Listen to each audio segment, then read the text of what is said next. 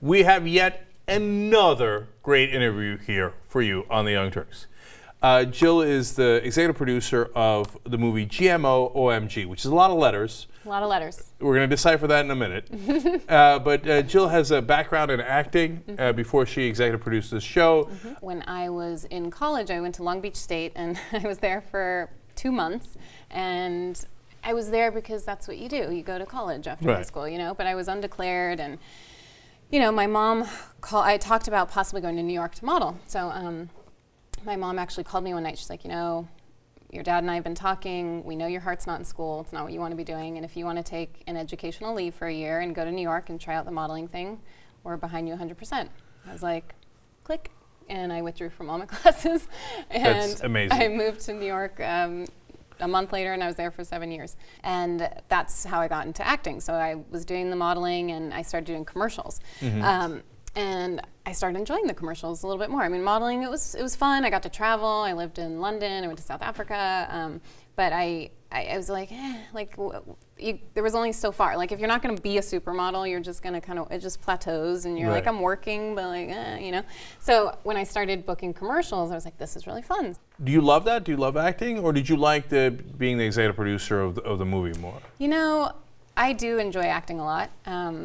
But when this opportunity arose, it intrigued me. I mean, I've been passionate about food and healthy eating. I'm a mother, so it was something I was passionate about before, and then when I had my child and I was feeding someone else, it's just something that I really thought about and was really important to me. So a little transition, I got into the film by producing a series of PSAs for Prop 37, celebrity PSAs.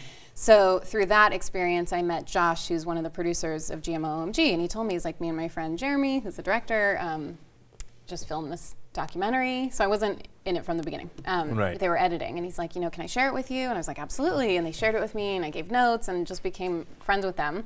And I loved the film from the beginning. And it was just the two of them, and they were exhausted, and there was still so much work to be done. I mean, you shoot the movie, and that's 2 years in the making, and then there's so much more to do after that. So when they asked me to come on board, I was thrilled. So let's get to it. Yes.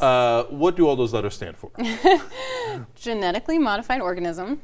Oh my God. I get it. Okay. Yeah. You're just getting it.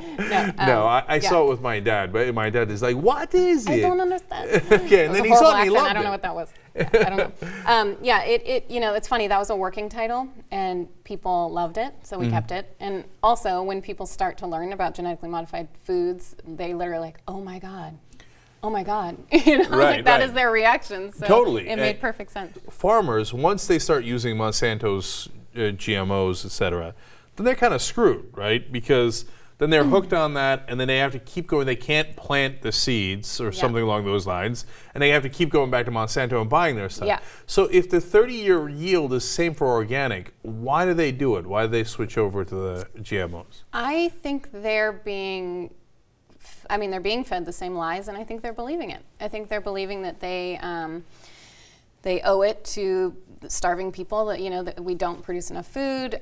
They believe that the yields are going to be higher. They believe those lies that they're being told. They sell you on the seeds. You plant the seeds, then you need to buy their herbicide because it's only resistant to their specific herbicide. So then you're buying that. Yep. And it's a lot of money. It's a lot of money to upkeep, and if you have to keep going back, and you were saying you can't plant the seed every year. A typical farmer would gather the seeds from the crop of that year and plant it the next season, but they cannot do that, so they have to go back and keep buying it. And I think it's just a cyclical, thing that they get stuck. Are the rules rigged in Congress in favor of them? I mean, we had the Monsanto Protection Act that was proposed, at least. I mean, it's really dysfunctional what's happening. There's a huge revolving door between, the corporations and the regulators, the FDA and the USDA. So it's pretty corrupt, I think. No, it's okay, because we got change with President Obama, and so the head of his FDA is a former Monsanto lobbyist. Yeah. Oops. There's no way pesticides are going to be good for you.